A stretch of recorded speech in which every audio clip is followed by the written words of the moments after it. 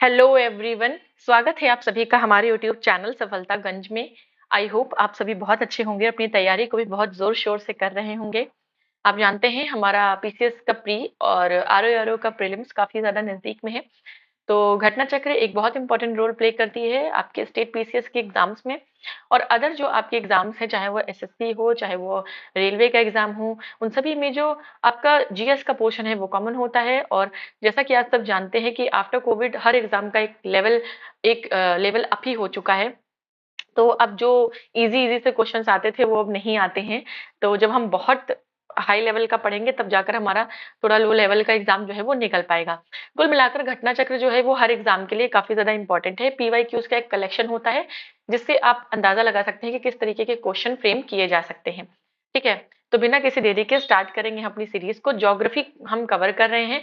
Geography में भी agriculture का टॉपिक हम कवर कर रहे हैं, जिसमें हमने एग्रीकल्चर का जो बेसिक है और ग्रीन रेवोल्यूशन यानी कि हरित क्रांति उसको ऑलरेडी हमने कंप्लीट कर रखा है। आज हम स्टार्ट करेंगे खाद्यान्न फसलों के बारे में। देखिए, खाद्यान्न फसलें जो हैं इनको भी अंदर कई सब टॉपिक्स में डिवाइड किया गया है। जैसे रबी की फसल आप यहाँ देख पा रहे हैं, उसके बाद एक आपकी खरीफ की फसल होगी। ठीक है, फिर एक आपकी नकदी फसल का टॉपिक है। ठीक, नकदी फसल का टॉपिक है। फिर एक आपकी बागवानी फसल का टॉपिक है। तो इस तरीके से बहुत सारे अंदर सब टॉपिक्स हैं। तो डिपेंड करता है कि हमारा वीडियो कितना लेंदी हो रहा है, और बहुत ज्यादा लेंदी हम नहीं करेंगे और फटाफट से इसको शुरू करेंगे और जल्दी से इसको खत्म भी करेंगे जितना आज हमसे हो पाएगा। ठीक है, जल्दी से हम एग्रीकल्चर का टॉपिक कर लेंगे, उसके बाद के टॉपिक्स इतने ज्यादा लेंदी नहीं है। तो चलिए शुरू करते हैं आज के अपने सेशन को, जो कि है खाद्यान्न फसलों के बारे में। सबसे पहले हम रबी की फसल के बारे में पढ़ेंगे। रबी की फसल के बाद खरीफ, फिर नकदी फसल, फिर बागवानी, रेशम, सारी चीजें आपको कंप्लीट कराई जाएंगी, कुछ भी छोड़ा नहीं जाएगा। अगर आपको बेटर अंडरस्टैंडिंग क्रिएट करनी है तो सेशन में लास्ट तक बने रहें। वीडियो को अंत तक जरूर देखें। ठीक है, स्किप करके जाएंगे तो आपका ही नुकसान है, मेरा कोई नुकसान नहीं है। चलिए स्टार्ट करते हैं अगेन। अगर अभी तक आपने हमारे चैनल सफलतागंज को सब्सक्राइब नहीं किया है तो जाएं और सबसे पहले हमारे चैनल सफलतागंज को सब्सक्राइब करें, सो दैट ऐसे ही इंपॉर्टेंट कंटेंट क्रिएट होता रहे और आप तक पहुंचता रहे और आपकी हेल्प होती रहे। चलिए देखिए, रबी की फसल के बारे में हम बात करेंगे। तो देखिए, रबी की जो फसल होती है वो आप सभी को पता है कि ठंड में, जाड़े के महीने में बोई जाती है और फिर उधर मार्च अप्रैल में काटी जाती है। खैर, यहाँ से आप देख सकते हैं कि इंडिया के डिफरेंट डिफरेंट पार्ट्स में यानी कि विभिन्न भागों में पारिस्थितिकी अंतर के कारण भिन्न भिन्न प्रकार के फसल चक्र अपनाए जा रहे हैं। बिल्कुल, अभी जैसे हमारे यहाँ अलग सीजन चल रहा है, हो सकता है साउथ इंडिया में अलग तरीके का एटमॉस्फेयर होगा, आपका इकोलॉजिकल सिस्टम होगा। तो डिफरेंट डिफरेंट क्रॉप साइकिल चलाए जाते हैं डिफरेंट डिफरेंट जगह पे। जैसे पंजाब, हरियाणा, वेस्टर्न यूपी में धान गेहूं आदि ज्यादा बोए जाते हैं, क्योंकि वहाँ का जो एटमॉस्फेयर है, वहाँ का जो इन्वायरमेंट है वो गेहूं की खेती के लिए ज्यादा अप्रोप्रिएट है। भारत में 3 शस्य ऋतु हैं, यानी कि 3 मेजर आपकी क्या है सीजन्स हैं। कौन से हैं? जो इस प्रकार से है: रबी की फसल, खरीफ की फसल और जायद की फसल का। ठीक है, मतलब ये 3 तरह की फसलें हैं, मेन क्रॉप्स हैं, जिनको 3 अलग-अलग तरीके के सीजन में हम उगाते हैं। ठीक है, रबी की फसल की बात करें तो ये शीत ऋतु यानी कि ठंड में, आपका विंटर्स में सो किया जाता है इसको। सोन होती है, विंटर में बोई जाती है। उसके बाद अक्टूबर नवंबर के बीच में, ठीक है, एक ठंड आपकी स्टार्ट हो जाती है। उसके बाद गर्मियों में यानी कि मार्च अप्रैल में आपकी इसका हार्वेस्टिंग होती है, मतलब इसे काटा जाता है। अब इसमें आपको ये तो पूछेगा ही पूछेगा कि क्या सीजन में होता है और क्या टाइम पीरियड है बोने का और काटने का। तो हर फसल में आपको दो तीन चीजें याद रखनी है। एक पहली, कि किस सीजन में बोई जाती है, किस मंथ में बोई जाती है और किस मंथ में काटी जाती है। दूसरी चीज याद रखनी है उसके एग्जाम्पल। जैसे यहाँ लिखा है रबी की फसल के जो एग्जाम्पल्स है, जैसे गेहूं है, जौ है, चना है, मटर है, सरसों है, मसूर है और आलू है। ठीक, तो ये आपको जो है एग्जाम्पल दिए गए हैं रबी की फसल के, ये आपको याद रखने हैं, ये बहुत इंपॉर्टेंट है, इससे क्वेश्चंस आते हैं। शीत ऋतु में क्या होता है कि जो ठंड का महीना होता है इसमें शीतोष्ण पश्चिमी विक्षोभों से होने वाली वर्षा, मैंने आपको बताया था ना, एक चीज थी वेस्टर्न डिस्टर्बेंस जिसे हम बोलते हैं। वेस्टर्न डिस्टर्बेंस से जो बारिश होती है आपके नॉर्थ वेस्ट इंडिया के पार्ट में, जैसे पंजाब में, नॉर्थ वेस्ट यूपी का थोड़ा सा वेस्टर्न यूपी का पार्ट है, हरियाणा है, वहां पर जो वेस्टर्न डिस्टर्बेंस से जो बारिश होती है वो आपके इस रबी की फसल के लिए बहुत ज्यादा अच्छी होती है, उपयोगी होती है, ठीक है। आपको पता है कि नॉर्थ वेस्ट पार्ट में ही आपका जाड़े में जो हल्की बारिश होती है वो वेस्टर्न डिस्टर्बेंस की वजह से होती है। बाकी इंडिया 90% से भी ज्यादा अपना जो मानसून है वो साउथ वेस्ट मानसून से अपनी रेनफॉल को गेन करता है। उसके बाद जो साउथ इंडिया वाला पार्ट है, तमिलनाडु वाला नॉर्थ ईस्ट कोस्ट, वो नॉर्थ ईस्ट मानसून से अपनी बारिश ठंड के महीने में प्राप्त करता है। तो इसलिए तमिलनाडु और ईस्टर्न कोस्ट में जो बारिश है वो ठंड के महीने में होती है, ठीक है। गेहूं भारत की दूसरी सबसे महत्वपूर्ण खाद्यान्न फसल है, आपको पता है। नंबर 1 पे चावल है और दूसरी आपकी गेहूं है। ये देश के नॉर्थ और नॉर्थ वेस्ट भाग में पैदा होती है, आपको ये भी पता है। भारत में गेहूं की कृषि के लिए जो एवरेज टेम्परेचर है वो कितना चाहिए, 10 से 25 डिग्री सेंटीग्रेड चाहिए, ठीक। और लगभग 50 से 75 सेंटीमीटर की एवरेज एनुअल रेनफॉल चाहिए, राइट। आर्थिक समीक्षा यानी कि इकोनॉमिक सर्वे 2022-23 का था जो, उसके हिसाब से आपका भारत में गेहूं की कृषि 30.5 मिलियन हेक्टेयर क्षेत्र पर की गई है।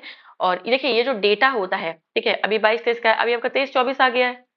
तो 23-24 का आप देखें, तो ये आप यहाँ से ना देखें, ये आप प्रॉपर इकोनॉमिक सर्वे देखें। इकोनॉमिक सर्वे आपको पता है, देखिए जो इकोनॉमिक्स है आपका पार्ट, ठीक है, इकोनॉमिक्स में मोस्टली चीजें आपकी करंट ओरिएंटेड ही रहती हैं। एक आधे, जैसे मान लीजिए अगर 10-12 क्वेश्चन आपके आ रहे हैं इकोनॉमिक्स से, उसमें से 2 या 3 क्वेश्चन आपके स्टैटिक से होंगे। अदरवाइज आपके 7 से 8 क्वेश्चन जो है वो प्रॉपर आपके करंट से होंगे। उसमें भी 2 चीजें तो बहुत अच्छे से याद रखनी है, एक तो इकोनॉमिक सर्वे, ठीक है। 3 चीजें, एक इकोनॉमिक सर्वे, एक आपका यूनियन बजट, और एक आपका जिस स्टेट का एग्जाम दे रहे हैं उस स्टेट का बजट। ये 3 चीजें अगर आपने पढ़ ली तो इकोनॉमिक्स में आपके क्वेश्चंस, अधिकतर क्वेश्चंस आप टैकल कर ले जाएंगे। अब देखिए गेहूं की कुछ किस्में, देखिए किस्में भी बहुत इंपॉर्टेंट है, वैरायटीज बहुत इंपॉर्टेंट है। जैसे सोनालिका, अर्जुन, कुंदन, अमर, भवानी, चंद्रिका, देश रत्न, कंचन, गोमती, ये सब आपकी किसकी फसलें हैं, तो गेहूं की फसलें हैं, राइट, गेहूं की फसलें हैं। तो इस गेहूं की वैरायटीज हैं, ठीक, गेहूं की वैरायटीज। तो ये वैरायटीज याद रखना बहुत जरूरी है। आपको मैच द फॉलोइंग आ जाता है कि इनमें से कौन किसकी वैरायटी है, किस क्रॉप की वैरायटी है। तो देखिए, भारत में गेहूं की उत्पादकता को बढ़ाने के लिए कृषि वैज्ञानिकों ने गेहूं की बौनी, यानी कि जो बोनी किसको कहते हैं, ड्वार्फ को कहते हैं, ड्वार्फ वैरायटी का विकास किया है, जिसमें लर्मा रोजो, ड्वार्फ वैरायटी में आप लर्मा रोजो 64A, इसका पूरा नाम है लर्मा रोजो 64A, सोनोरा 63, सोनोरा 64, मेयो 64 और S227 का परीक्षण देश के गेहूं उत्पादक राज्यों में किया गया। अब क्या है कि ये जो ड्वार्फ आपकी वैरायटीज है, इससे गेहूं की उत्पादन क्षमता बढ़ी है। अब एक इंपॉर्टेंट वैरायटी है नोरिन 10। नोरिन 10 में आपका बौनेपन का जीन होता है, तो ये बौनापन लाने के लिए कोई हमें जीन तो चाहिए होगा ना। तो आपका नोरिन 10 जो गेहूं की वैरायटी है, उसमें आपका ड्वार्फ का जीन होता है। एक है आपका मैक्रोनी गेहूं। मैक्रोनी गेहूं की खासियत ये है कि इसको बहुत ज्यादा रेनफॉल की, बहुत ज्यादा एवरेज कम टेम्परेचर की, जैसे हमने पढ़ा कि 10 से 25 डिग्री सेंटीग्रेड चाहिए। तो इसका मतलब क्या, राजस्थान में हम गेहूं नहीं उगा पाएंगे, वहां तो इससे कुछ मौसम में इससे ज्यादा ही रहता है टेम्परेचर, या ऐसी जगह जहां पर ये आइडियल टेम्परेचर नहीं मिलता है। तो देखिए, कुछ ऐसी वेराइटीज हमने क्रॉस करके और हाइब्रिड वेराइटीज डेवलप की हैं, जिसमें क्या होता है कि उनको हम रेजिस्टेंट बनाते हैं, जैसे सूखा प्रभावित क्षेत्रों के रेजिस्टेंट बनाया है, ठीक है। सूखा विरोधी जिसे कहते हैं, सूखा विरोधी, कहीं बारिश कम हो रही है तो वहां भी वो आसानी से उग जाए, कहीं पर टेम्परेचर उतना अप्रोप्रिएट नहीं है तो वहां भी वो आसानी से उग जाए। तो ऐसी रेजिस्टेंट वैरायटी भी हमने डेवलप कर रखी है, राइट। कल्याण सोना गेहूं की एक बहुत अच्छी वैरायटी है। अब देखिए, गेहूं तो एक फसल है, तो फसलों में भी कुछ रोग हो जाते हैं, पेड़ पौधों में भी रोग होते हैं। तो गेहूं की फसल का जो सबसे इंपॉर्टेंट रोग है जो अक्सर पूछा जाता है, वो रस्ट है। अब ये रेड रस्ट भी हो सकता है, व्हाइट रस्ट भी हो सकता है, ठीक है। देखिए यहाँ पर लिखा भी है, 3 प्रकार का रस्ट होता है, येलो रस्ट होता है, ब्राउन रस्ट होता है और ब्लैक रस्ट होता है। रेड रस्ट आई थिंक गन्ने में होता है, if I am not wrong. खैर, आप यहाँ गेहूं की फसल में जो रस्ट होता है वो आप देख लीजिए, येलो रस्ट होता है, ब्राउन रस्ट होता है और ब्लैक रस्ट होता है। करनाल बंट, करनाल बंट भी एक गेहूं में डिजीज है, जो कि कवक यानी फंगस से होने वाली बीमारी है। ये रोग टिलेटिया इंडिका, ये आपका फंगस का नेम है, टिलेटिया इंडिका, इस फंगस से होती है। अब इसको आइडेंटिफाई सबसे पहले किसने किया था, तो 1931 में किया गया था। ट्रिटिकेल गेहूं और राई के बीच संकरण प्रतिफल है, मतलब जब आप इधर गेहूं का सीड लिया, इधर सरसों का सीड लिया, राई का, दोनों में क्रॉस कराया, एक नई वैरायटी बनाई, उसको ट्रिटिकेल बोला, ठीक है। अब इसमें कुछ जो वैरायटी, कुछ जो कैरेक्टरिस्टिक है वो आपकी गेहूं के आए, कुछ राई के आए और मिलकर क्या आपने एक हाइब्रिड वैरायटी बना दी गेहूं की। यहाँ पर भी आप देखिए इकोनॉमिक सर्वे 22-23 की बात हो रही है, जिसकी हम बात नहीं करेंगे, हम 23-24 को ही पढ़ेंगे। मैं भारत देखिए मैं आपके लिए एक सेपरेट वीडियो लेकर आऊंगी। एग्रीकल्चर का जो लेटेस्ट डेटा है, पहले हम एग्रीकल्चर एक बार पढ़ लें जिससे हमारा बेसिक्स क्लियर हो जाए। उसके बाद मैं आपको हैंड रिटन वाले से ही नोट से ही 2024 का इकोनॉमिक सर्वे और यूनियन बजट, स्टेट में यूपी का बजट और आपका एग्रीकल्चर और मिनरल्स का जो डेटा आता है वो मैं आपको जरूर कराऊंगी, ठीक है। चलिए, भारत में सबसे ज्यादा गेहूं का उत्पादन कहाँ होता है, तो यूपी में होता है। याद रखिएगा, यूपी में होता है, नंबर 1 पे है। फिर उसके बाद एमपी में होता है, फिर पंजाब में होता है। यूपी में सबसे अधिक क्षेत्रफल वाली फसल पद्धति धान गेहूं है। ठीक, गेहूं की सिंचाई की ताज निकलने यानी क्राउन रूट इनिशिएशन की अवस्था सर्वाधिक क्रांतिक यानी कि बहुत क्रिटिकल स्टेज है। क्राउन रूट इनिशिएशन ये क्रिटिकल स्टेज है। अगर इस स्टेज पर गेहूं को कोई नुकसान होता है या कोई बीमारी होती है तो फिर फसल पूरी आपकी खराब हो जाती है। ठीक है, आपका जो क्राउन रूट इनिशिएशन यानी ताज निकलने की अवस्था बुआई के 20-25 दिन बाद आती है, जहां केवल 2 सिंचाई करना संभव होता है। पहली सिंचाई ताज निकलने की अवस्था में, दूसरी सिंचाई पुष्प लगने की अवस्था में की जाती है। इन दो देखिए सिंचाई तो आप टेस्ट भी कर सकते हैं कि कितनी सिंचाई चाहिए, लेकिन दो सिंचाई बहुत महत्वपूर्ण होती है। एक तो जब आपका क्राउन रूट इनिशिएशन की स्टेज होती है और दूसरा जब फ्लावरिंग की स्टेज होती है। इन दो स्टेज पर आपको इरिगेट करना पौधे को बहुत जरूरी होता है। तो ये था हमारा थोड़ा सा नोट्स का पार्ट, जिसको हमने जल्दी से फटाफट से इंपॉर्टेंट पॉइंट्स देखते हुए कंप्लीट कर लिया। हमने कोई रीडिंग नहीं की है, हमने केवल इंपॉर्टेंट चीजें यहाँ पर देखी हैं। देखिए, जल्दी जल्दी कराने का मतलब यही है कि फटाफट हम इसको कंप्लीट करें और इंडियन ज्योग्राफी को तो एटलीस्ट कर लें। देखिए, जब इंडियन ज्योग्राफी आपकी हो जाएगी उसके बाद हम थोड़ी देर का दिन का गैप लेंगे, बीच में हम कोई और सब्जेक्ट भी पढ़ेंगे, उसके बाद हम वर्ल्ड ज्योग्राफी को भी करेंगे। बाकी डिपेंड करता है कितना टाइम है और कितना इंटरेस्ट है आप लोगों का, उस पर भी डिपेंड करता है। चलिए, क्वेश्चन पे आएंगे तो देखिए पहला क्वेश्चन आपका कह रहा है कि किन महीनों में रबी की फसल की बुआई होती है। तो हमने पढ़ा है कि जो रबी की फसल है वो विंटर क्रॉप है और ये अक्टूबर नवंबर में बोई जाती है और मार्च अप्रैल में इसको हार्वेस्ट किया जाता है। ठीक है, यहाँ से आप देख सकते हैं रबी की फसल की बुआई अक्टूबर नवंबर, कटाई मार्च अप्रैल। फसलें गेहूं, जौ, चना, मटर, सरसों, मसूर, आलू।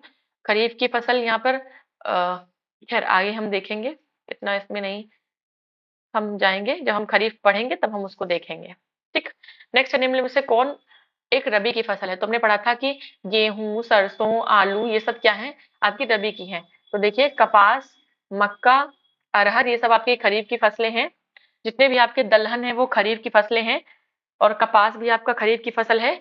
लेकिन सरसों, गेहूं, आलू ये सब आपकी क्या है, रबी की फसल है। रबी की फसलों को बोया जाता है किस सीजन में, देखिए अक्टूबर नवंबर में बोया जाता है, मार्च अप्रैल में काटा जाता है।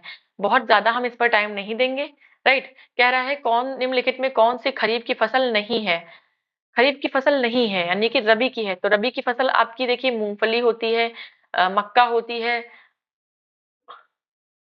खरीफ की फसल नहीं है यानी कि रबी की है। तो देखिए यस, तो खरीफ की ये भी है, आपकी मूंगफली भी खरीफ है, मक्का भी खरीफ है और धान आप चावल पता ही आपको कि खरीफ है। तो ये तीनों ही खरीफ हैं। लेकिन मसूर जो है, वैसे जो अरहर की दाल है, दालों में अरहर की दाल, मैंने शायद आपको ऊपर सारी लेग्यूम्स बोल दिया, लेकिन ऐसा नहीं है। अरहर की दाल जो है वो आपकी रबी की फसल है, जबकि मसूर की दाल जो है वो आपकी रबी की फसल है, जबकि अरहर की जो है वो खरीफ की फसल है। तो इस तरीके से आप देख सकते हैं, मसूर आपका करेक्ट आंसर हो जाएगा।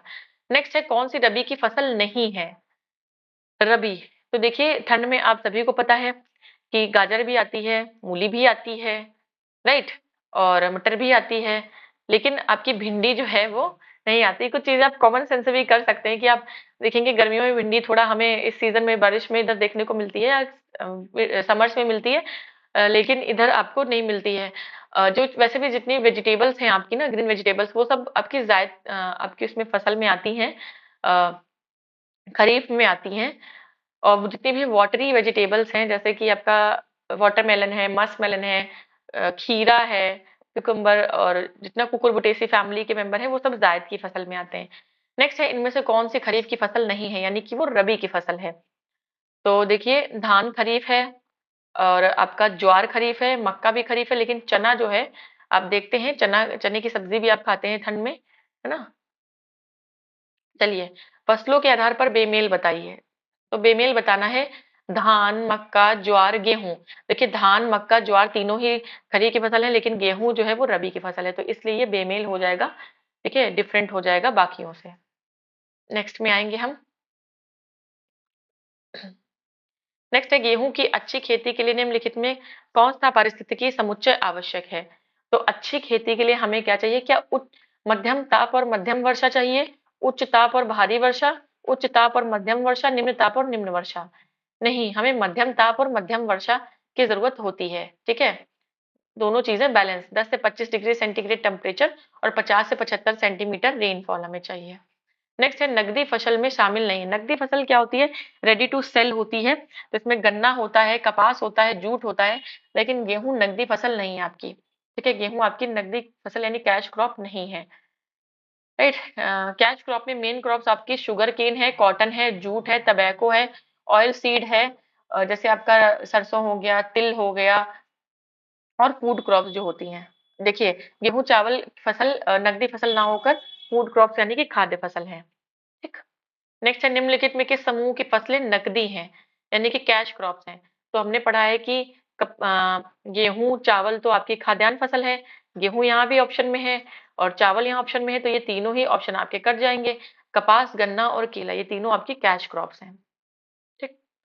नेक्स्ट है आपका, देश में गेहूं उत्पादन कम होने की आशंका से भारत ने किस देश के साथ 15 लाख टन गेहूं का आयात करने के लिए अनुबंध किया, यानी कि एक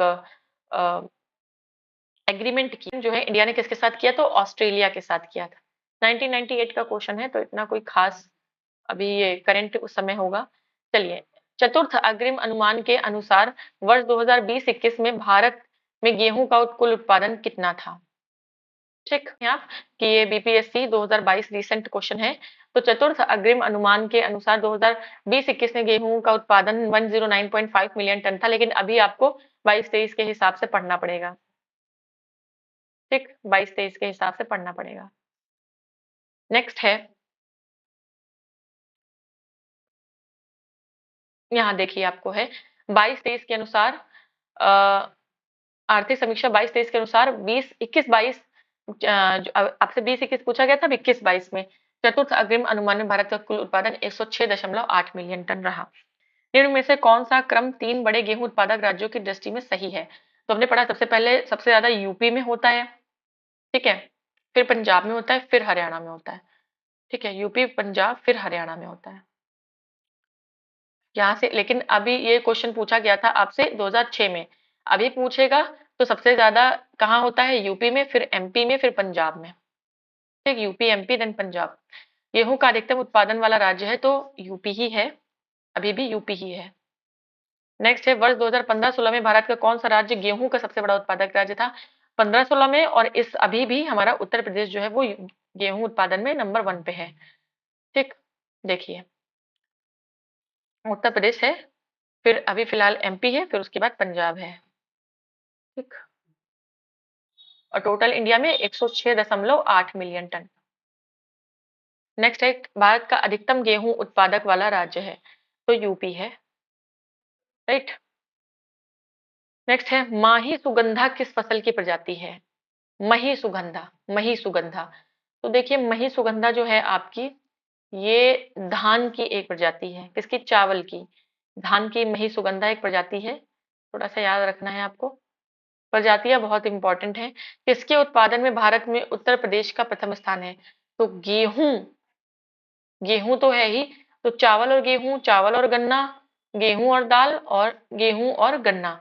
बताना है हमें कि इनमें से किसके उत्पादन में उत्तर प्रदेश का प्रथम स्थान है। तो गेहूं तो कंपलसरी है, राइट, गेहूं तो हमारा कंपलसरी है, लेकिन गेहूं के साथ जो गन्ना है, गन्ने में भी हमारा फर्स्ट रैंक है। ठीक। नेक्स्ट है, निम्नलिखित में से गेहूं की कौन सी प्रजाति प्रेरित उत्परिवर्तन द्वारा विकसित की गई, यानी कि इंड्यूस्ड म्यूटेशन? ठीक है, म्यूटेशन से, तो म्यूटेशन से आपकी ये जितनी वैरायटी है सब ये हाइब्रिड हैं, लेकिन सोनोरा 64 हमने पढ़ा था, ये जो वैरायटी है ये इंड्यूस म्यूटेशन से बनाई गई है, बॉनी प्रजाति। ठीक है, लर्मा रोजो 64, सोनोरा 63, सोनोरा 64, म्यू 64, S227, ये सब आपकी डॉर्फ वैरायटीज से बनाई गई हैं। ठीक। नेक्स्ट है गेहूं के बौनेपन का जीन है, तो नॉरिन 10 जो है वो गेहूं में डॉर्फ जीन है, बौनेपन का जीन है।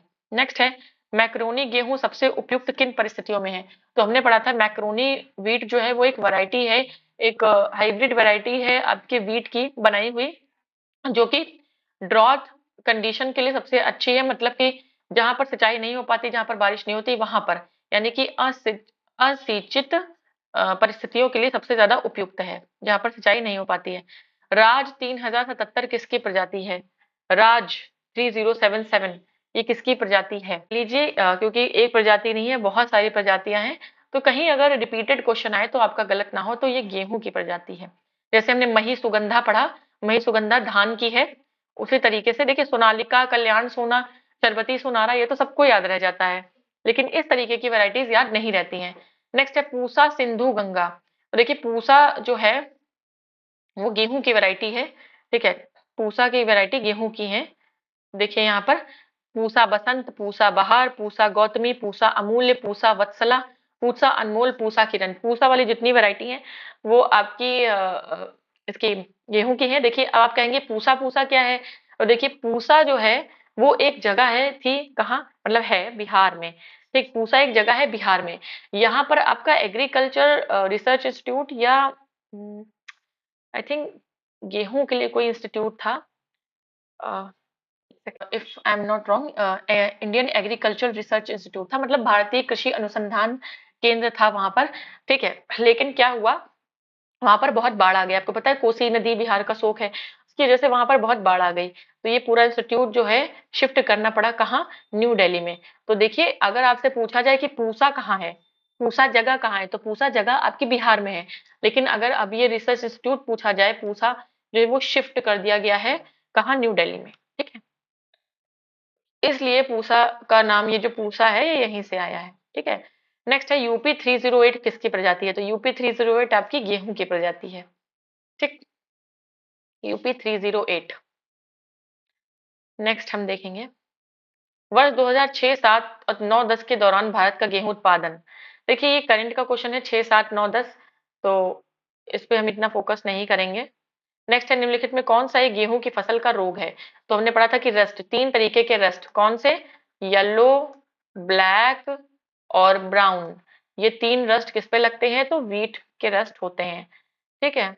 नेक्स्ट है कल्याण सोना किसकी किस्म है, सभी को पता है बच्चे बच्चे को कि गेहूं की किस्म है, ये गेहूं की किस्म है। नेक्स्ट है भारत में फसलों की अधिक पैदावार वाली निम्नलिखित किस्मों पर विचार कीजिए, अर्जुन, जया, पद्मा, सोनालिका, ठीक है, अर्जुन, जया, पद्मा और सोनालिका। अब हमें बताना है कि ये अर्जुन, जया, पद्मा, सोनालिका में से इनमें से कौन सी फसल गेहूं की है, किस्म कौन सी किस्म जो है वो गेहूं की है, ये हमें बताना है। में से जो सोनालिका और अर्जुन है, ठीक है, अर्जुन और सोनालिका वो आपकी किसकी है, गेहूं की फसल है। यहाँ देखिए सोनालिका और अर्जुन गेहूं की फसल में, जबकि जया और पद्मा ये चावल की हैं, ठीक। नेक्स्ट है गेहूं के साथ 2 फसली के लिए अरहर की उपयुक्त किस्म है, मतलब कि जो आपकी डबल क्रॉपिंग होती है 2 फसली, उसके लिए अरहर की कौन सी वैरायटी जो है वो सबसे बढ़िया रहती है। हम डबल क्रॉपिंग गेहूं की करते हैं तो उसके साथ अरहर की जो यूपीएएस 120 है, ये वैरायटी सबसे ज्यादा बढ़िया रहती है, और इसके साथ जब हम डबल क्रॉपिंग करते हैं तो हमें दोनों में ही अच्छा लाभ मिलता है। और इसके अलावा आईसीपीएल 151, आईसीपीएल 87, बहार, NDA 1, ये भी आपकी फसलें हैं अरहर की।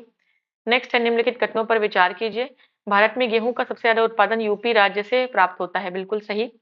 यूपी, उत्तर प्रदेश में अधिकतम क्षेत्रफल वाली फसल पद्धति धान गेहूं है, हमने पढ़ा था, ये भी सही है। एक प्रसार कर्मी के लिए राजनैतिक योग्यता आवश्यक नहीं है, प्रसार कर्मी, ये भी बिल्कुल सही है, प्रसार कर्मी बनने के लिए राजनीतिक योग्यता आवश्यक नहीं, पॉलिटिकल एबिलिटी इंपॉर्टेंट नहीं है। गेहूं की सिंचाई के लिए पुष्प लगने की अवस्था सर्वाधिक क्रांतिक है, नहीं, हमने तो पढ़ा था कि जो आपका क्राउन, क्या था वो, ताज वाली अवस्था थी, crown initiation state, yes, crown initiation stage ज्यादा क्रिटिकल स्टेट है, ना कि स्टेज है, ना कि फ्लावरिंग स्टेज क्रिटिकल है, तो 1, 2, 3 आपका करेक्ट होगा, जबकि 4 जो है वो आपका करेक्ट नहीं है, तो इस हिसाब से आपका डी ऑप्शन करेक्ट हो जाएगा, D option is correct, crown root initiation stage, ठीक है, yes, crown root initiation stage ज्यादा क्रिटिकल है आपकी। नेक्स्ट है ट्रिटिकेल निम्न में से किसके बीच का क्रॉस है? तो गेहूं और राई के बीच में एक क्रॉस कराया गया, एक वैरायटी बनाई गई जिसे ट्रिटिकेल गेहूं कहा गया। नेक्स्ट है, दो कथन दिए हैं, एक असर्शन एक रीजन, बताना है हमें क्या सही है क्या गलत है। असर्शन कह रहा है कि पंजाब हरियाणा यूपी भारत के प्रमुख गेहूं उत्पादक राज्य हैं, बिल्कुल सही, ठीक है। नेक्स्ट है सुअपवाहित उर्वर भूमि शीतकाल में 10 से 15 सेंटीग्रेड तापमान लगभग 75 सेंटीमीटर औसत वार्षिक वर्षा गेहूं के उत्पादन के लिए आवश्यक है, ठीक है।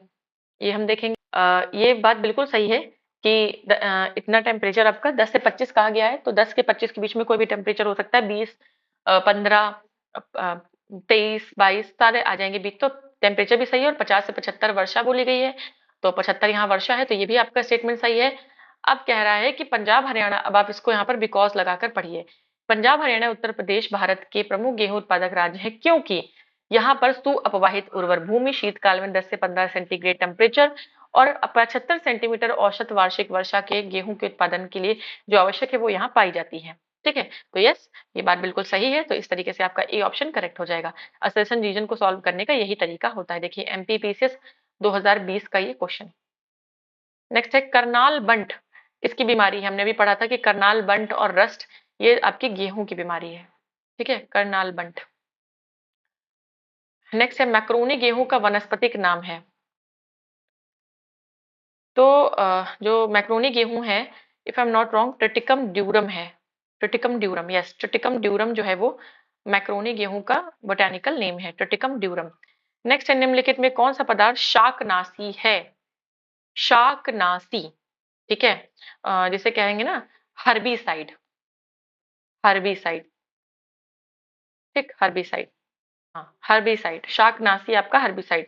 देखिए इनमें कुछ जो है आपके पेस्टिसाइड है, कुछ इंसेक्टिसाइड है और कुछ जो है हर्बिसाइड है। तो ब्यूटाक्लोर जो है वो आपका एक हर्बिसाइड है, ठीक है, हर्बिसाइड ब्यूटाक्लोर।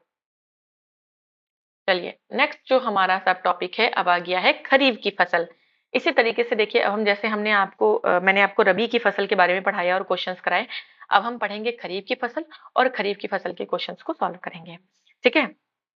तो चलिए बिना किसी देरी के स्टार्ट करते हैं खरीफ की फसल के बारे में। तो खरीफ की फसल में पहले हम सेम पैटर्न पे करेंगे। पहले हम नोट्स देखेंगे, थोड़े से इंपॉर्टेंट पॉइंट्स, उसके बाद हम क्वेश्चंस को सॉल्व करेंगे। चलिए तो देखिए, खरीफ की जो फसल होती है देश में विभिन्न क्षेत्रों में मानसून के आगमन के साथ बोई जाती है, मतलब कि जून जुलाई के समय आपकी बोई जाती है और अक्टूबर नवंबर में काट ली जाती है। इस ऋतु में बोई जाने वाली जो प्रमुख फसलें, यानी जो एग्जाम्पल है आपका खरीफ की फसल के, वो है धान यानी चावल, ज्वार बाजरा मक्का तिल मूंगफली, ठीक है। ज्वार बाजरा मक्का तिल मूंगफली धान, ये सब क्या है आपकी, और सोयाबीन, ये सब आपके खरीफ की फसल है। देखिए धान की खेती के बारे में थोड़ा अलग से पढ़ लीजिए, क्योंकि धान यानी चावल जो है काफी इंपॉर्टेंट है। धान की खेती मुख्य रूप से कहाँ होती है? तो असम में होती है, वेस्ट बंगाल में होती है, ओडिशा में होती है, आंध्र प्रदेश में होती है, तमिलनाडु और केरल, महाराष्ट्र, विशेषकर कोंकण जो कोस्ट है आपका, कोंकण कोस्ट, और उत्तर प्रदेश बिहार में की जाती है, ठीक। यहाँ पर आपके धान की खेती की जाती है। सिंचाई की सुविधा का जब से विकास हुआ है, उसके बाद पंजाब और हरियाणा में भी धान की फसल बोई जाती है। देखिए धान की फसल यानी कि चावल की फसल के बारे में एक इंपॉर्टेंट चीज आप जान लीजिए, इसको बहुत ज्यादा पानी की जरूरत होती है, ठीक है, काफी ज्यादा पानी की इसको जरूरत होती है। तो जहां पर वेल डेवलप इरिगेशन सिस्टम होगा, वहीं पर ये आपकी फसल हो पाएगी। धान उष्ण कटिबंधीय फसल है, यानी कि ट्रॉपिकल क्रॉप है। इसकी उत्पत्ति दक्षिण पूर्व एशिया यानी कि south east Asia, south east Asia मतलब जिधर हमारा इंडिया है, और इधर Java Sumatra Bali Indonesia Cambodia, ये सब आपके साउथ ईस्ट एशिया में आते हैं, ठीक है। तो दाल की फसल के लिए अब टेम्परेचर तो 25 डिग्री सेंटीग्रेड से अधिक तापमान, ठीक है। जहां आप गेहूं के लिए देख रहे थे कि ठंड का थोड़ा सा चाहिए था मौसम, 10 से 25 डिग्री सेंटीग्रेड था, यहाँ पर 25 से ज्यादा चाहिए, और 100 सेंटीमीटर से ज्यादा वर्षा। मैंने आपको अभी बताया कि ज्यादा पानी चाहिए होता है धान की फसल को। चावल भारत की मुख्य खाद्य फसल है, यानी कि मेन फूड क्रॉप है। चावल के बाद कौन है? तो गेहूं है। आर्थिक समीक्षा यानी कि इकोनॉमिक सर्वे 22-23 के अनुसार भारत में 46.4 मिलियन हेक्टेयर क्षेत्रफल चावल की कृषि की जाती है। इसके अनुसार इस प्रकार से भारत का सबसे महत्वपूर्ण फसल चावल है। ठीक है, भारत की सबसे महत्वपूर्ण फसल चावल है। Agricultural statistics at a glance अगर देखें हम, तो इसके डेटा के हिसाब से चावल की खेती के अंतर्गत सबसे ज्यादा क्षेत्र उत्तर प्रदेश 5.68 मिली हेक्टेयर, इस संदर्भ में वेस्ट बंगाल 5.58, उसके बाद उड़ीसा है। लेकिन अभी आप देखेंगे ना, तो नंबर वन पे कौन आ गया है? नंबर वन पे आपका तेलंगाना आ गया है। ठीक है, तेलंगाना, उसके बाद वेस्ट बंगाल आ गया है। ठीक है, वेस्ट बंगाल का और दूसरा और उड़ीसा का तीसरा स्थान है। आर्थिक समीक्षा के अनुसार 22-23 के अनुसार भारत में प्रति हेक्टेयर चावल का औसत उत्पादन 20-21 में 2717 किलोग्राम था, जबकि 21-22 में 2809 किलोग्राम है, अनुमानित है ऐसा। ठीक है, जब ये डेटा आया होगा, जब ये बुक पब्लिश की गई होगी, तो आपका 21-22 का ही होगा, इसलिए ये दिया गया है। फिलहाल आपको रीसेंट डेटा पढ़ना है। ठीक है, भारत में धान की उत्पादकता सबसे ज्यादा कहाँ है? तो उत्पादकता यानी प्रोडक्शन सबसे ज्यादा कहाँ है? तो पंजाब में है। अगर 20-21 के हिसाब से देखें तो 4366 4366 किलोग्राम धान का उत्पादन अनुमानित है पंजाब में प्रति हेक्टेयर। भारत में दक्षिण भारत को यानी कि साउथ इंडिया जो है उसको हम चावल का कटोरा यानी कि राइस बोल कहते हैं। ठीक है, क्योंकि यहाँ पे बहुत ज्यादा राइस होता है। एक कृष्णा गोदावरी डेल्टा क्षेत्र को कहते हैं हम चावल का कटोरा। मैंने अभी आपको बताया कि इस वक्त नंबर वन पे चावल में जो है वो तेलंगाना आपका आ गया है, उसके बाद वेस्ट बंगाल है। ठीक है, ये क्षेत्र आंध्र प्रदेश के अंतर्गत आते हैं। देखिए, कृष्णा गोदावरी डेल्टा वाला जो रीजन है वो कहाँ आता है? आपका आंध्र प्रदेश के अंतर्गत, इसीलिए तेलंगाना का जो है प्रथम स्थान है। चावल के प्रमुख उत्पादक क्षेत्र में तेलंगाना और आपका यहाँ देख सकते हैं तेलंगाना और आपका रायलसीमा है। ठीक है, जो कृष्णा गोदावरी डेल्टा में विस्तृत है, तेलंगाना और रायलसीमा। भारत में 20-21 के हिसाब से अगर देखें, सबसे ज्यादा टॉप पर जो चार इंपॉर्टेंट स्टेट थे, जो कि टॉप स्टेट थे, top 4 state in rice production, वो पहला था वेस्ट बंगाल, फिर यूपी, फिर पंजाब, फिर उड़ीसा। लेकिन इस समय तेलंगाना जो है वो आपका फर्स्ट नंबर पर है, आपको ये याद रखना है। और 22-23 के हिसाब से तीन टॉप जो है वेस्ट बंगाल, यूपी और पंजाब है, लेकिन अभी आपको 24 के हिसाब से देखना है तो तेलंगाना है। भारत में धान की प्रमुख किस्मों में, अब देखिए किस्में, मैंने आपको अगेन बताया कि किस्में बहुत इंपॉर्टेंट है, किस्मों से क्वेश्चंस आ जाते हैं। एग्रीकल्चर में आपका डेटा और वैरायटी, इन दोनों से क्वेश्चन आने की संभावना बहुत ज्यादा रहती है। ठीक है, तो धान की प्रमुख किस्में अगर देखें तो जमुना है, करुणा है, जया है, कांची है, जगन्नाथ है, कृष्णा, कावेरी, हंसा, विजया, पद्मा, अन्नपूर्णा, बाला। जिसमें से जया और पद्मा, जमुना, कृष्णा, कावेरी, ये सब अक्सर पूछे जाते हैं। ठीक है, और बालक और रत्ना भी है। तो ये आपके किसकी वैरायटी है? आपकी राइस की यानी धान की वैरायटी है। अमन धान, अब देखिए एक अमन धान है, जैसे हमने क्या पढ़ा था, मैक्रोनी गेहूं के बारे में पढ़ा था, उसको कम सिंचाई की जरूरत होती है, ड्रॉट रेजिस्टेंट वैरायटी होती है। जैसे हमने नोरीन 10 जीन पढ़ा था, डॉट वैरायटी में डाला जाता है। उसी तरीके से धान में भी कुछ स्पेसिफिक चीजें हैं, जैसे कि अमन धान। अमन धान जो है जून जुलाई में बोया जाता है और नवंबर दिसंबर में। बाकी सारे धान अक्टूबर नवंबर में काट लिए जाते हैं, ये नवंबर दिसंबर में काटा जाता है। पूसा सुगंध 5, अब देखिए पूसा आपके गेहूं में भी थी, लेकिन पूसा की कुछ वैरायटी पूसा के नाम से इसमें भी है। मैक्सिमम आपकी गेहूं में है, लेकिन पूसा सुगंध 5 धान की एक सुगंधित किस्म है। तो आप देख लेंगे कि चावल में महक होती है बिल्कुल। आप जब खीर के चावल बनाते हैं, स्पेशली एक वैरायटी होती है काला नमक राइस, काला नमक राइस मेरे गांव में भी होती है। तो वो आपके उसमें स्मेल आती है, जब वो पकता है तो उसमें से अच्छी सी स्मेल आती है, वो खीर के लिए यूज होता है बेसिकली। तो पूसा सुगंध 5 सुगंधित किस्में, पूसा RH10 बासमती राइस की एक संकर प्रजाति, एक हाइब्रिड है RH10। धान की जो अदर हाइब्रिड वैरायटीज हैं, जैसे कि PHB71, गंगा, सुरुचि, KRH2, सह्याद्री 4, ये सब है। बासमती राइस की रोपाई करते समय बेहतर उत्पादकता हेतु उपयुक्त बीज दर 15 से 20 किलोग्राम प्रति हेक्टेयर होनी चाहिए। अब बरानी दीप, नरेंद्र शंकर, नरेंद्र शुष्का, सम्राट, लालमती, ये सब धान की प्रजातियां हैं। अब बात करें तो ब्लू ग्रीन एल्गी, आप जिसे बीजीए यानी नील हरित शैवाल कहते हैं, उसके अलावा एजोस्पाइरिलम, फॉस्फोबैक्टीरिया, एजोला, ये चावल की फसल के लिए इंपॉर्टेंट जो आपके बायो फर्टिलाइजर्स जिन्हें हम बोलते हैं, मतलब अगर हम ऑर्गेनिक फर्टिलाइजर्स को यूज करें बायो फर्टिलाइजर्स के रूप में, तो हम इनको चावल की खेती में यूज कर सकते हैं, बीजीए, एजोस्पाइरिलम, फॉस्फोबैक्टीरिया एंड एजोला को। राइट, वर्ष 1920 के अंतिम आंकड़ों के अनुसार संपूर्ण भारत में चावल की खेती क्षेत्र में सर्वाधिक हिस्सा 13.11% उत्तर प्रदेश का है, लेकिन ये 1920 के हिसाब से, लेकिन इस समय हमारा क्या है, तेलंगाना में सबसे ज्यादा होता है। चलिए, ये था हमारा नोट्स का छोटा सा पार्ट जिसको हमने कवर कर लिया है।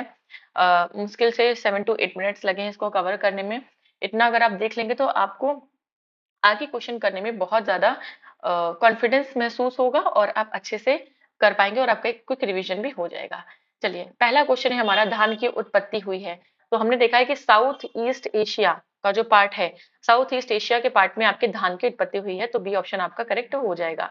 नेक्स्ट है, कृषि की धान गहनता प्रणाली का, जिसमें धान के खेतों का बारी बारी से क्लेदन और शुष्कन किया जाता है, का परिणाम होता है। क्या क्या परिणाम होता है? अगर हम बारी बारी से क्लेदन और शुष्कन करेंगे तो उसका क्या परिणाम होगा, हमें बताना है इसमें। और ये जो क्वेश्चन है आप देख सकते हैं, आईएएस 2022 का क्वेश्चन है। तो देखेंगे इसके ऑप्शंस, राइट। तो पहला कह रहा है कि बीज की कम आवश्यकता होती है, तो यस, जब आप धान गहनता प्रणाली यूज करते हैं तो आपको बीज की कम आवश्यकता होती है, मीथेन का कम उत्पादन होता है। देखिए, राइस फील्ड से जो चावल के खेत होते हैं, राइस फील्ड, ये क्वेश्चन भी आपका आया हुआ है साइंस में। राइस फील्ड से कौन सी गैस निकलती है? तो मीथेन यानी CH4 गैस आपकी निकलती है। ठीक है, तो मीथेन का कम उत्पादन होता है और बिजली की कम खपत होती है। ठीक है, तो धान गहनता प्रणाली, जिसमें धान के खेतों की बारी बारी से क्लेदन और शुष्कन हम जिसमें करते हैं, उसमें बीज की कम आवश्यकता पड़ती है फिर हमें, और मीथेन का कम उत्पादन होता है और बिजली की कम खपत होती है। तो A1 2 3 आपके तीनों सही हो जाएंगे, तो इस हिसाब से आपका डी ऑप्शन करेक्ट हो जाएगा। नेक्स्ट हम देखेंगे अपना ये सिस्टम। देखिए, धान गहनता प्रणाली यानी system of rice intensification, SRI। ठीक है, नेक्स्ट है आपका, निम्न फसलों पर विचार करना है और बताना है कि इनमें से कौन सी फसल खरीफ की है। तो गेहूं तो रबी की है, ठीक है, गेहूं रबी की है।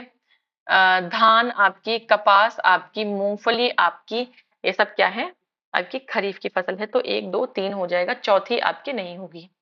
नेक्स्ट है, चावल की खेती के लिए आदर्श जलवायु परिस्थिति। तो हमने पढ़ा था कि लगभग 100 सेंटीमीटर से ऊपर वर्षा होनी चाहिए और 25 डिग्री सेंटीग्रेड से ज्यादा तापमान होना चाहिए। ठीक है, तो ये आपका करेक्ट हो जाएगा क्योंकि खरीफ की फसल है इसलिए। नेक्स्ट है, निम्नलिखित में कौन सी एक खरीफ की फसल है? तो देखिए, मसूर, अलसी, सरसों, ये सब रबी की फसलें हैं, लेकिन सोयाबीन हमने पढ़ा था, सोयाबीन हमारी खरीफ की फसल है। और सोयाबीन सबसे ज्यादा कहाँ होता है? एमपी में। एमपी को सोया स्टेट भी हम कहते हैं, ये भी आप याद रखिएगा। एमपी में सोयाबीन सबसे ज्यादा होता है, सोया स्टेट हम बोलते हैं उसको। नेक्स्ट है, निम्न में से कौन खरीफ की फसल नहीं है, बताना है।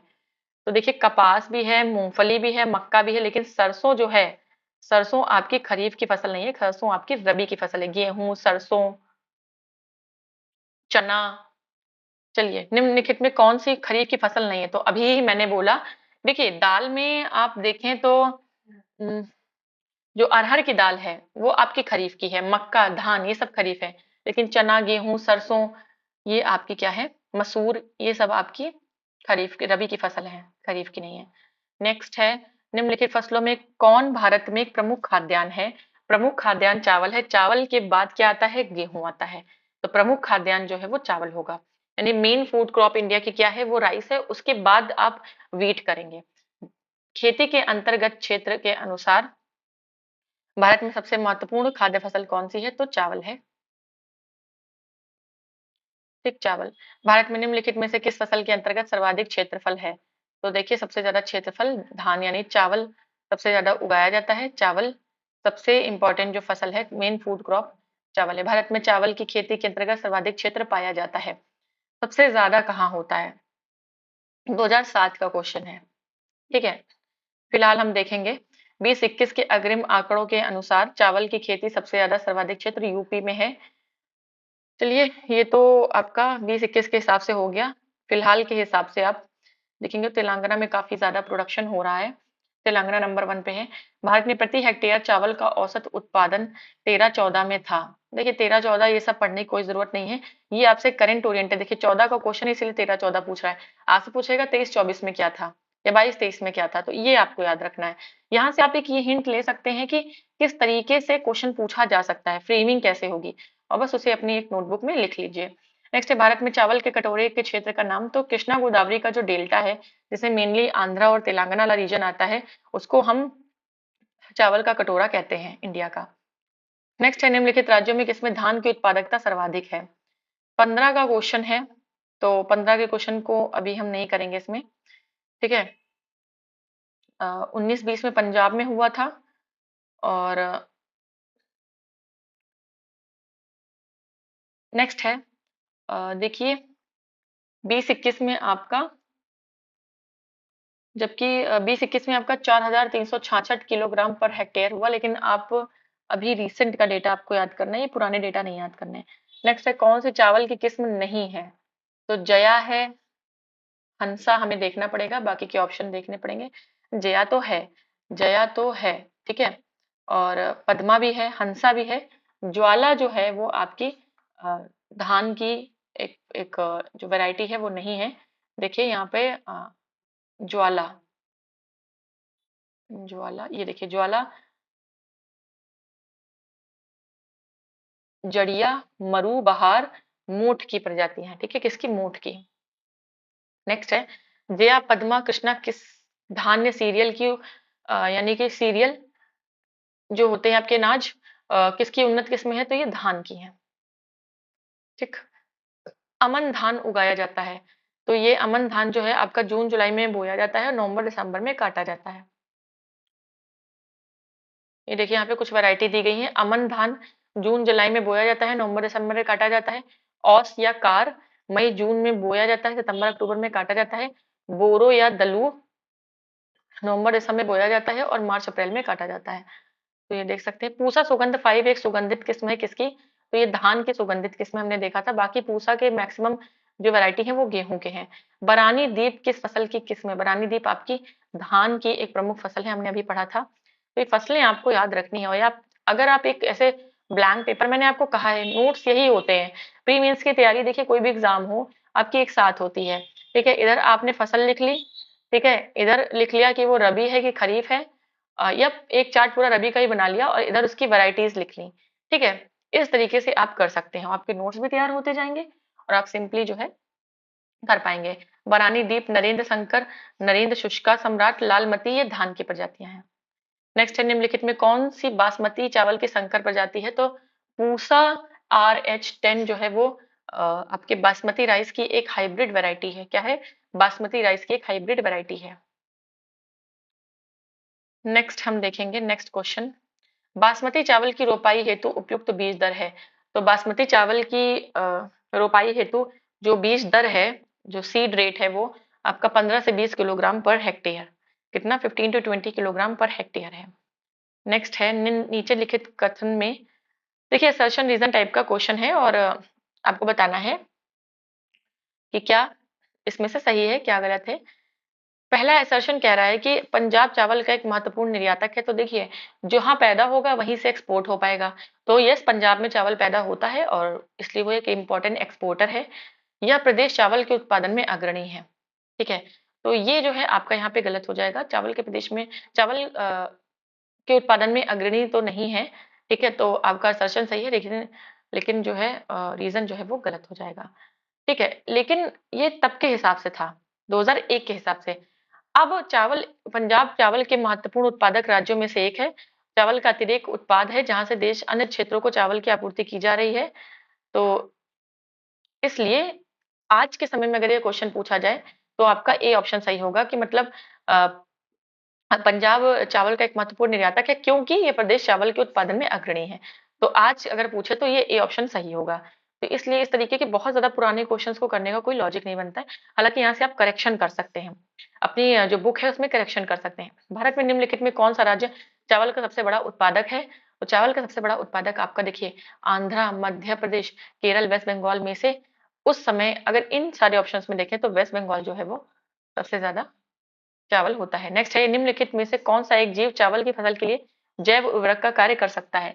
तो हमने पढ़ा था कि जो BGA है, ब्लू ग्रीन एल्गी, नील हरित शैवाल, ये आपके लिए एक बायो फर्टिलाइजर की तरह काम कर सकता है, ठीक है। बाकी इनमें से हमने कोई नाम नहीं पढ़े थे, राइट।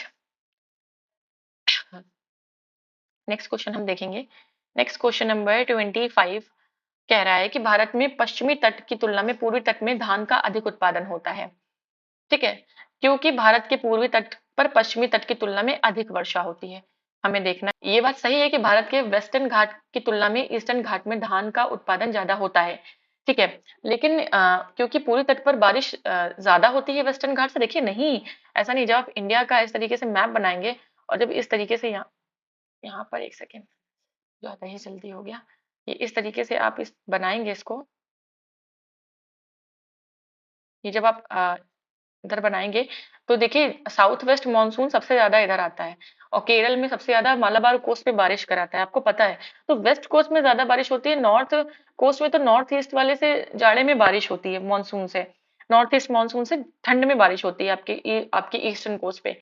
तो पूरे तट पर पश्चिमी तट से ज्यादा बारिश होती है, ये तो गलत है बिल्कुल, ये यहाँ पर गलत है। ठीक है, तो आपका ए सही है लेकिन आर बिल्कुल गलत हो जाएगा। ठीक,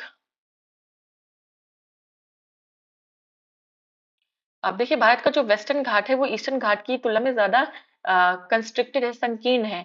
पूर्वी तट की नदी घाटियों में धान की बड़े पैमाने पर खेती की जाती है, जबकि पश्चिमी घाट अपेक्षाकृत यहाँ पर कम धान पैदा होता है।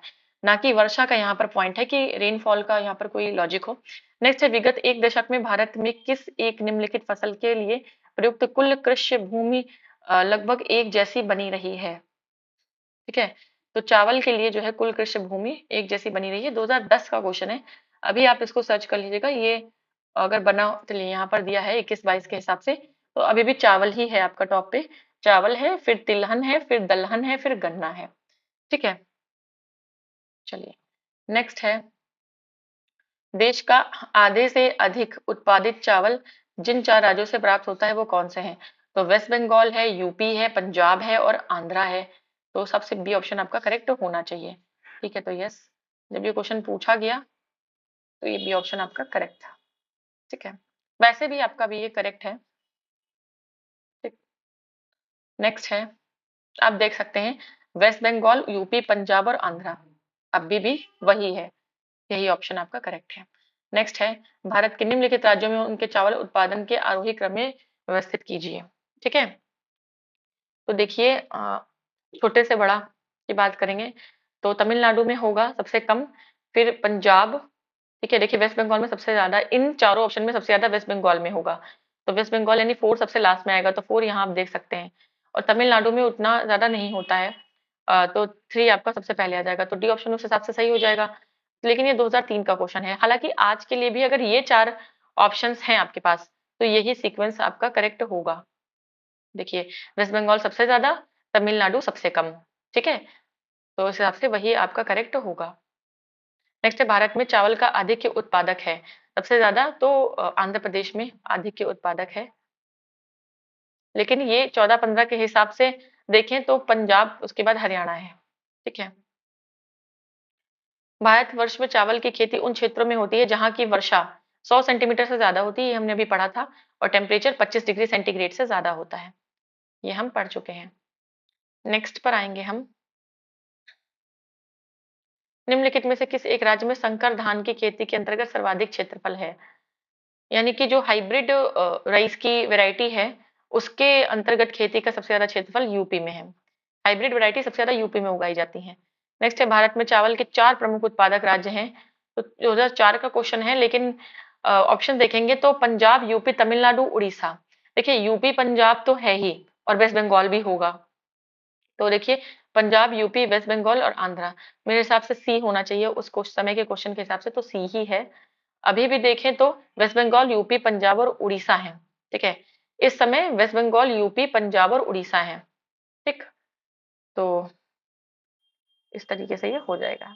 नेक्स्ट है, निम्न भारत के निम्नलिखित राज्यों को उनके चावल उत्पादन के अवरोही क्रम में बड़े से छोटे में व्यवस्थित करना है। तो सबसे ज्यादा कहाँ होता है? सबसे ज्यादा आपका होगा वेस्ट बंगाल। देखिए 2009 का क्वेश्चन है, इस उस हिसाब से तो वेस्ट बंगाल, वेस्ट बंगाल के बाद यूपी, यूपी के बाद पंजाब, पंजाब के बाद आंध्रा, 4-3-2-1। लेकिन अब हम अभी के हिसाब से देखेंगे तो देखिए वेस्ट बंगाल ही है नंबर सबसे ज्यादा, फिर यूपी, फिर पंजाब, फिर उड़ीसा। उड़ीसा भी था ऑप्शन में आपका, पंजाब था, आंध्रा था। तो यहाँ से अभी आप देख सकते हैं, ये देखिए 20-21 में वेस्ट बंगाल, यूपी, पंजाब, उड़ीसा। ठीक। डेटा बहुत इंपॉर्टेंट है एग्रीकल्चर में। डेटा स्पेशली देखिए सबका नहीं, राइस, वीट, ठीक है, आपका टी, कॉफी और आपका सिल्क, ये कुछ इंपॉर्टेंट हैं जिनका डेटा काफी ज्यादा इंपॉर्टेंट है कुछ फसलों का। भारत के राज्यों में कौन सा राज्य चावल का सर्वाधिक उत्पादन प्रति हेक्टेयर करता है सबसे ज्यादा? देखिए 2017 का क्वेश्चन है, तो उस समय पंजाब, उस समय पंजाब। ठीक। लेकिन कुल चावल उत्पादन में सर्वाधिक योगदान वेस्ट बंगाल का 2020-21 के हिसाब से, इस समय तेलंगाना है। निम्नलिखित में कौन सी फसलें जायद में मुख्यतः सिंचित क्षेत्रों में उगाई जाती हैं? तो देखिए जायद में मुख्यतः सिंचित क्षेत्रों में तो मूंग और उड़द आपकी जायद में आपका सिंचित क्षेत्रों में उगाई जाती हैं। निम्नलिखित में किस फसल की रोपाई की जाती है, रोपा जाता है? देखिए धान का ना सीडलिंग लगाया जाता है, इसके से गेहूं के बीज बो जाते हैं, तो बीज नहीं बो जाता है। धान का जब छोटा सा पौधा, जैसे मान लीजिए इतना बड़ा पौधा हो गया, तो इस पौधे को ही इसकी रोपाई की जाती है। ठीक है, धान की रोपाई की जाती है। नेक्स्ट है, फसल और उसके सर्व प्रमुख उत्पादक राज्य में निम्नलिखित में कौन सा सही नहीं है, बताना है। चावल वेस्ट बंगाल में बिल्कुल होता है, गेहूं यूपी में होता है, कपास गुजरात में होता है और राई सरसों राजस्थान में होता है। तो इनमें से कोई नहीं, सारे ही सही हैं, कोई भी गलत नहीं है। भारत के राज्यों को वर्ष 18-19 के चावल उत्पादन के सही क्रम में चुने। तो देखिए 18-19 का चुनने का कोई मतलब नहीं है। ठीक है, आपको जो करना है वो 23-24 या 22-23 के हिसाब से करिए, जो भी लेटेस्ट डेटा है इसके हिसाब से करने का कोई वो नहीं। और देखिए अगर आपको लग रहा है कि नहीं मैं नहीं करा रही हूँ या ऐसा डेटा नहीं दे रही हूँ, तो देखिए ऐसा कुछ नहीं है। मैं आपको एक साथ एग्रीकल्चर का डेटा और मिनरल सबका डेटा प्रोवाइड करूंगी। ठीक है, रीसेंट डेटा में आपको एग्रीकल्चर का, एक बार एग्रीकल्चर का टॉपिक कंप्लीट हो जाए उसके बाद मैं आपको डेटा प्रोवाइड करूंगी। नेक्स्ट, निम्नलिखित राज्यों पर विचार करना है, पंजाब, यूपी, आंध्रा, वेस्ट बंगाल। भारत में चावल उत्पादक राज्यों के रूप में आरोही क्रम में चुनना है। सबसे ज्यादा ऑब्वियस सी बात है कि वेस्ट बंगाल में होगा। ठीक है, फिर यूपी आएगा, फिर आंध्रा, फिर पंजाब। नहीं, आपका अच्छा 2022 का क्वेश्चन है। 22 के हिसाब से अगर आप देखेंगे, सबसे ज्यादा वेस्ट बंगाल, फिर यूपी, फिर पंजाब, फिर आंध्रा। थोड़ा सा पंजाब और आंध्रा में हो गया, तो आंध्रा में सबसे कम, पंजाब में। लेकिन 22-23 का देखिए इकोनॉमिक सर्वे है ये। नेक्स्ट है एग्रीकल्चर इकोनॉमिक सर्वे है। इनमें से कौन सा पौधा नाइट्रोजन स्थिरीकरण में सहायक नहीं है? तो देखिए आपको पता है नाइट्रोजन फिक्सेशन में जितनी भी आपकी लेग्यूमिनस लेग्यूमिनस प्लांट्स होते हैं वो आपकी हेल्प करते हैं, जैसे मटर है, चना है, सेम है। लेकिन धान आपका इसमें कोई हेल्प नहीं करता है, धान लेग्यूमिनस क्रॉप नहीं है। निम्न में से नकदी फसल कौन सी नहीं है? तो आपको पता है जूट है, गन्ना है, मूंगफली है, लेकिन आपकी ज्वार आपकी एक नकदी फसल नहीं है। ठीक, नकदी फसल नहीं है।